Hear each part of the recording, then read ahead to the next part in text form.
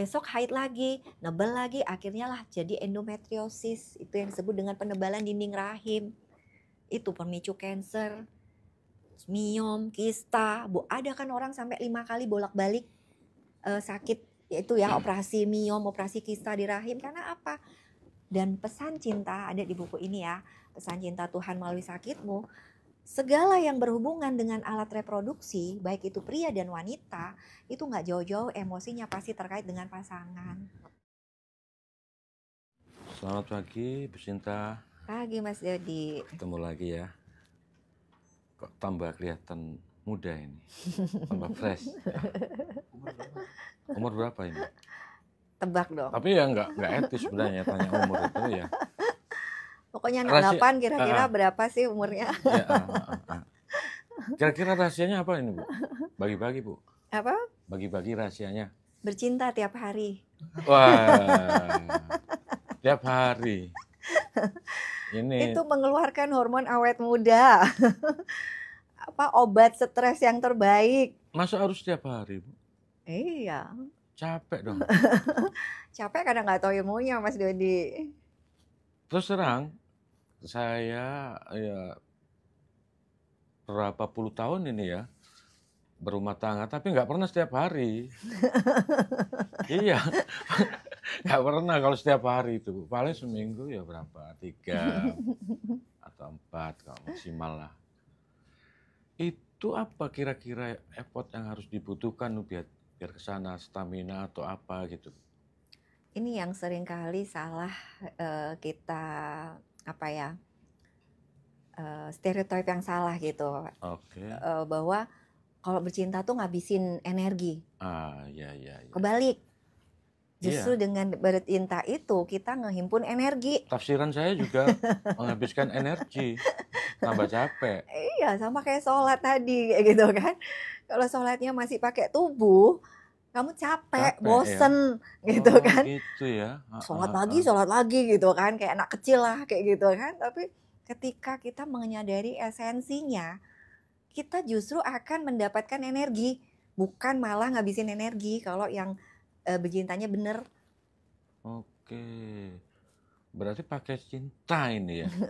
Tapi kalau pasangan yang setiap hari ketemu, Bu ya, ini kita ngomong apa ya, real aja ya. Kan ya udah biasa kan. Kadang itu kayak mungkin kayak saudara lagi. Tanya gitu. deh suami saya itu, apakah biasa? Tanya konsumennya. Seperti itu enggak. Jadi gini, saya tuh terinspirasi ketika muda ya di Lombok tuh. Jadi ada orang tua banget, lakinya aja sudah bungkuk gitu kan, jalan udah tertatih-tatih. Terus perempuannya itu udah ya gimana sih? Saya sampai penasaran itu, sampai saya tungguin gitu loh. Waktu itu saya di Holiday Inn di Lombok gitu kan. Itu mereka berdua itu yang perempuannya pakai bikini dan ya gimana sih orang udah 90 tahun tuh kan kulitnya udah kayak kendor. Kulit jeruk kayak apa Ya, gitu kan. Tapi betul, dengan PD-nya, dengan ininya mereka berciuman gitu dengan penuh cinta. Saya tuh sampai saya ikutin gitu loh saking penasarannya gitu kan. How old are you gitu kan. Kamu dari mana? Terus berapa tahun menikah? Sampai saya wawancarai. Dan itu terekam di pikiran bawah sadar saya bahwa bisa nggak ya kita sampai tua begitu gitu kan. Sudah melampaui hal-hal yang sifatnya fisik. Kalau orang udah tua-tua nenek-nenek kita ya orang Indonesia gitu kan. Mungkin malah udah nggak tidur bareng ya. Udah wes karep-karepmu lah mau di mana gitu kan. Tapi ini enggak. Mereka sepanjang hari itu sambil berjemur, pindah dari ayunan, pindah ke pinggir kolam, pindah ke pinggir pantai, jalan, itu selalu gandengan tangan. Selalu dan mesra ya. Bertatapan, menatap mata kayak gitu. Wow.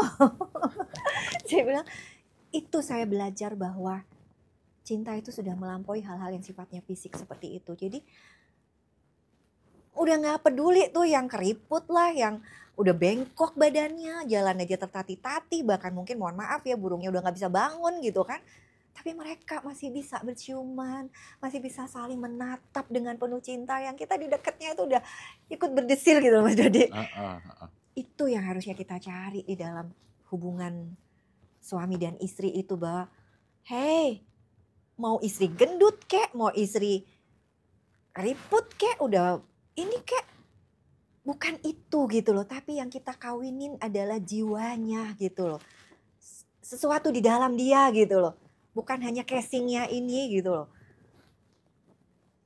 Cinta itu melebihi fisikal ya. Yes. Kalau Indah banget itu. kita masih Ketika masih ngelihat masih kinyis-kinyis kinyis-kinyis ini itu ya kayak gitu kan, wajar terus itu yang masih iya, 20 terus ketika 30 sudah keriput terus perlu cari istri lagi gitu, kan nggak gitu loh. Terus dimanfaatkan sama oknum-oknum tertentu menjadikan ayat boleh 1, 2, 3, 4 gitu, nggak adil banget kan? Terus gimana caranya ketika kita punya pasangan yang mungkin apa ya, dalam hal berumah tangga itu kurang harmonis. Ya nggak terlalu ekstrim juga, nggak terlalu jaraknya jauh gitu. Kira-kira itu apa yang menyebabkan, terus harusnya kita itu apa yang kita lakukan itu? Kadang kan ketika kita mengajak komunikasi itu susah pada pasangan kita itu. Terus trik-trik apa? Apa ketika pas lagi gituan atau gimana gitu? Kembali lagi ya bahwa kita harus memahami bahwa Heeh. diri kita ini holistik, Mas Dodi. Betul. Tubuh, mental, jiwa, roh Tuhan kan gitu. Kita selama ini hanya mengenali di area tubuh. 1. Kedua, mental. Apa sih yang kita kenali dari mental? Pikiran, perasaan, emosi kita. Saya tersakiti dengan kata-kata suami yang sana. Saya bosan dengan kecerewetan istri. Nah, kan gitu aja terus. Iya. Padahal itu semua adalah diri-diri palsu. Kalau orang sudah sampai pada esensi bahwa dia adalah siapa? Siapa sih diri kita sesungguhnya? Kan Allah itu sendiri gitu loh.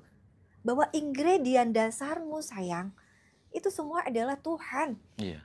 Ini nih gelas ini hanyalah Bahan dasar, wadah. bahan pokoknya. Iya, Tubuh betul, ini betul. ibarat gelas. Ketika engkau lahir itu hanyalah daging, darah, dan roh Tuhan, roh kudus. Itu loh ingredient dasarmu tuh Tuhan.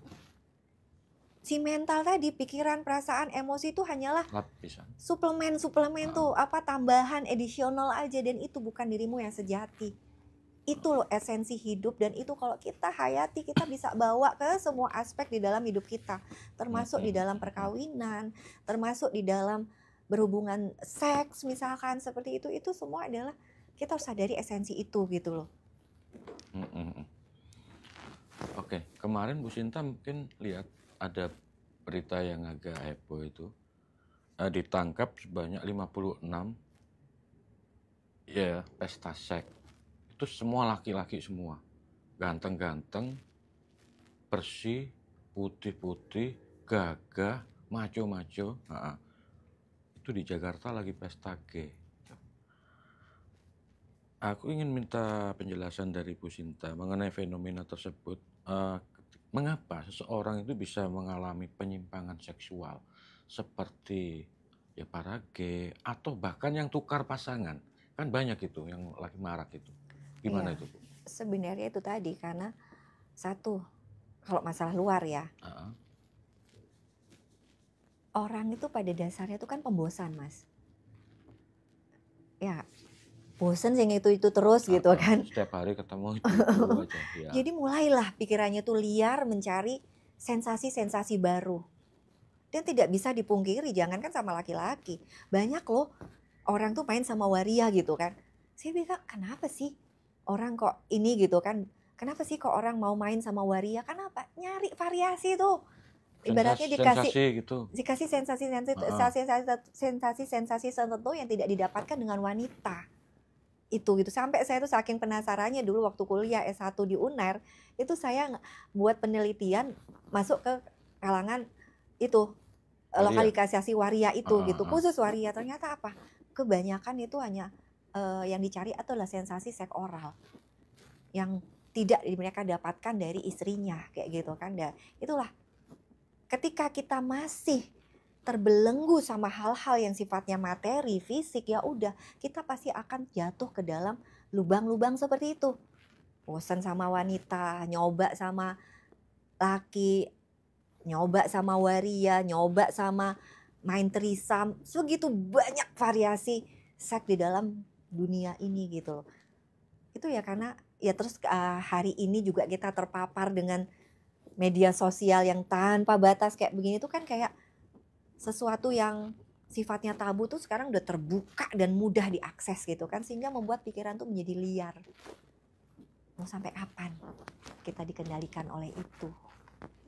Dan jangan salah, ketagihan pornografi itu jauh lebih merusak dibanding ketagihan narkoba. Ketagihan narkoba masih bisa didetok, kecuali sabu ya. Saya dulu di BNN soalnya, jadi semua narkoba itu bisa dikeluarkan di dalam tubuh kecuali sabu. Sabu tuh ngeri banget karena ngerusak otak, dia bisa jadi halusinasi, bisa jadi schizofren dan sebagainya. Tapi ketagihan pornografi itu ada area di dalam otak tuh rusak dan nggak bisa diperbaiki. Bayang nggak? Jauh lebih merusak, nggak bisa didetok kali. Itu. Jadi kalau mau saya kayak apa ya? Wow gitu loh. Masa nggak bisa diperbaiki? Dia kan hanya cuman sekedar menikmati ciptaan Tuhan juga toh, Bu. Ya diciptakan Tuhan berpasang-pasangan. Terus jangan. Terus yang nggak punya pasangan kan kasihan. Ada. Kita kan menolong mereka loh. Ada. Semua orang tuh diciptakan berpasang-pasangan sayang. Itu gitu loh. Untuk yang sendirian kan kita memberi pertolongan kepada mereka. Apakah harus dengan tadi penyimpangan seksual, ke gay dan sebagainya? Jangan salah, jangan. Saya banyak menangani kasus LGBT ya. Banyak orang mengatakan saya jiwa yang berada di dalam tubuh yang salah. Misalkan yang laki jadi perempuan, perempuan jadi laki gitu kan. No. Jiwa tuh tidak punya jenis kelamin. Dan Tuhan tuh tidak pernah salah memasukkan jiwa tuh ke dalam sebuah tubuh tuh tidak pernah salah. Kebanyakan kasus LGBT itu adalah apa? Pasti ada sesuatu di pikiran bawah sadarnya atau peristiwa-peristiwa di masa kecilnya dulu yang membentuk dia menjadi seperti itu. Dan itu bisa disembuhkan. Hanya 0,001% kali orang yang memang salah seperti itu ya. Salah bukan artinya tubuhnya perempuan tapi dia punya penis misalkan walaupun kecil kayak gitu, rahimnya tidak ada kayak gitu kan. Itu ada. Nah, itu saya pernah tergabung di dalam tim seperti itu yang bisa memberi rekomendasi gitu bahwa orang ini apakah lebih condong ke perempuan atau pria kayak gitu dengan melakukan operasi rekonstruksi misalkan, itu kita tim lengkap gitu loh, dari dokter androlog, endokrin, kemudian pokoknya lengkap lah sampai pemuka agamanya semua lengkap dari satu sisi untuk menentukan itu gitu loh. Tapi kebanyakan kasus LGBT itu adalah terkait dengan program-program atau peristiwa-peristiwa yang diterima oleh diri orang itu dari sejak pada saat dia masa kecil atau dalam masa pertumbuhan, dan itu tersimpan di pikiran bawah sadar. Kita tahu peran pikiran bawah sadar 95-99%. Karena seperti itu Mas Dodi. Oke. Begini Bu, ketika mungkin saya atau siapapun yang punya pasangan, ini pasangan di dalam rumah tangga tentunya, ketika pasangan kita, istri kita lagi menstruasi, datang bulan, pas kebetulan kita lagi naik, horny ya, pengen gitu. Laki-laki itu kan biasanya kan pengennya kan keturutan semua yang diinginkan. Entah kalau nggak bisa lewat sini, lewat yang lainnya. Biasa kan yang sering itu kan oral ya.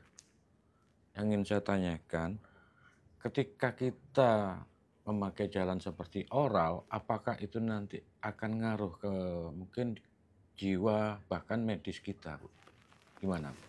Kalau secara medis sih enggak ya, asal bersih ya, asal sama-sama bersih gitu kan, karena ini, dan yang paling penting adalah disepakati oleh kedua belah pihak.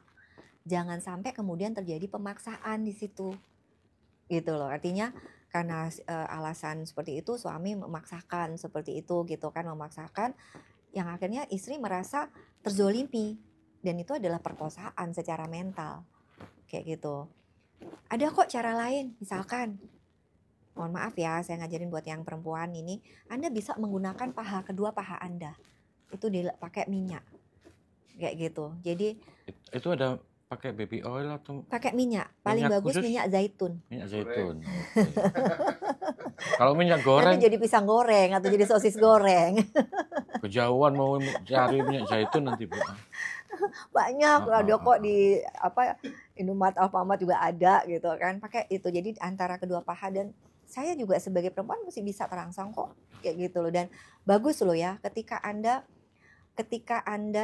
sedang menstruasi, Anda orgasme, itu aliran menstruasi itu karena apa?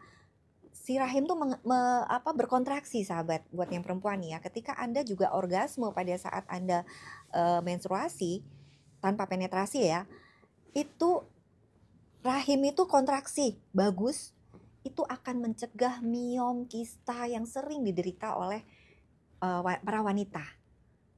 Anda tahu ya, ini miris ya. Saya sering kali bertanya, Anda tahu nggak sih proses haid itu kayak apa gitu kan? Itu kebanyakan wanita nggak ngerti Nggak loh. ngerti. Heeh. Saya bilang, hello, gimana Anda bisa mengajarkan ini ke anak-anak putri Anda kalau Anda sendiri tidak tahu apa sih proses menstruasi itu? Makanya nggak heran sekarang ini banyak banget orang perempuan tuh kena miom, kena kista di area rahimnya. Karena apa? Tidak terbiasa orgasme tadi dengan sempurna. Itu gitu loh. Jadi ini kan rahim ya. Ini rahim itu kayak buah pir gitu. Nah, ketika proses masa subur itu keluar kan sel telur dari ovarium kiri kanan nih. Masuk ditangkap oleh tuba falopi. Ini kan rahim itu kan kayak T gitu. Oke, seperti itu kayak T kayak gitu. Nah, itu rahim di ujungnya kiri kanan itu 1 bulan sekali mengeluarkan 1 telur. Gantian nih, kiri apa kanan. Nah, kadang-kadang keluar dua-duanya. Nanti akan berpotensi menjadi kehamilan kembar kan gitu. Heeh. Nah, pada saat si ovarium ini mengeluarkan atau indung telur ini mengeluarkan sel telur ovum, dia ditangkap oleh tuba falopi masuk ke rahim, seret. Nah, proses itulah masa subur terjadi 3 hari. Anda kenali nggak sahabat? Pada saat Anda mengalami masa subur, suhu tubuh Anda meningkat, libido Anda menaik. Vagina itu karena dia berkembang, karena rahimnya berkembang, vagina tuh menjadi lebih tipis. Itu rangsangannya tuh asik banget. Makanya orang mau haid itu libido perempuan kan tinggi kayak gitu kan, karena itu adalah proses lah masa subur itu. Set. Nah, pada saat masa subur itu si rahim mempersiapkan kehamilan dengan menebalkan dinding rahim. Itu gitu kan. Jadi kira-kira kayak kita mau menyambut pangeran mau datang nih, kita siapin kamarnya gitu kan. Oke. Nah, itu dia Heeh. pengembang. Nah, dia menunggu dong sperma itu masuk. Heeh. Nah, kalau sperma itu tidak hadir atau hadir tapi tidak sampai ke ini gitu kan, tidak sampai ke sel telur itu, maka kamar yang sudah disiapkan tadi, si rahim tadi itu akan melakukan peluruhan. Peluruhan. Itulah menjadi darah haid. Nah, kebayang ya, ibarat ini balon ya. Saya pernah ini gitu, pernah visualisasikan dengan balon dikasih tepung basah. Nah, ini pada saat dia meluruhkan dinding rahim yang menebal tadi, dia harus kontraksi. Nah, kadang-kadang kontraksinya terlalu hebat. Itu makanya orang kalau haid ada yang sampai guling-guling, sakit gitu kan. Karena dia kontraksinya terlalu hebat. Oke? Sebaliknya ada yang tidak kontraksi sama sekali. Sehingga dinding rahim yang sudah ada terlanjur menebal tadi, dia tetap di situ. Besok haid lagi, nebal lagi, akhirnya lah jadi endometriosis. Itu yang disebut dengan penebalan dinding rahim. Itu pemicu kanker, miom, kista. Ada kan orang sampai 5 kali bolak-balik sakit, yaitu ya operasi miom, operasi kista di rahim. Karena apa? Dan pesan cinta ada di buku ini ya, pesan cinta Tuhan melalui sakitmu. Segala yang berhubungan dengan alat reproduksi, baik itu pria dan wanita, itu nggak jauh-jauh emosinya pasti terkait dengan pasangan. Itu gitu loh sahabat. Jadi ya perbaiki, makanya latihlah rahim itu bisa mengempis dan menebal dengan tebal dengan orgasme. Pada saat orgasme itu si rahim berkontraksi. Gitu. Itulah kita bisa kendalikan. Mau kontraksi hebat, mau kontraksi mau kontraksi hebat, mau kontraksi setengah kontraksi, mau kontraksi sedang-sedang saja itu ditentukan oleh orgasme Anda. Nah, sayangnya penelitian menunjukkan 60% wanita di muka bumi ini tidak orgasme. Sayang banget 60%. kan? Heeh. Itu Nggak makanya bahagia. iya Kurang kayak gitu kan. bahagia ya. Makanya nggak salah sahabat kalau seks itu enak nggak sih? Saya tanya nih pemirsa semua. Pasti kalau yang laki enak, buat yang perempuan kagak gitu kan. Padahal sebenarnya hakikat seks itu nikmat, menyenangkan. Lah kalau menyenangkan harusnya diulang nggak? Iya dong. Diulang. Nah kalau menyenangkan tapi tidak diulang berarti kan ada masalah tuh di situ. Kenapa? Karena si prianya tidak punya pengalaman untuk mencumbu wanita. Belum lubrikasi sempurna, udah dimasukin. Nah, Sakit. Ya besok tuh. wajar nggak dia nolak? Karena nggak enak buat wanita. Begini Bu,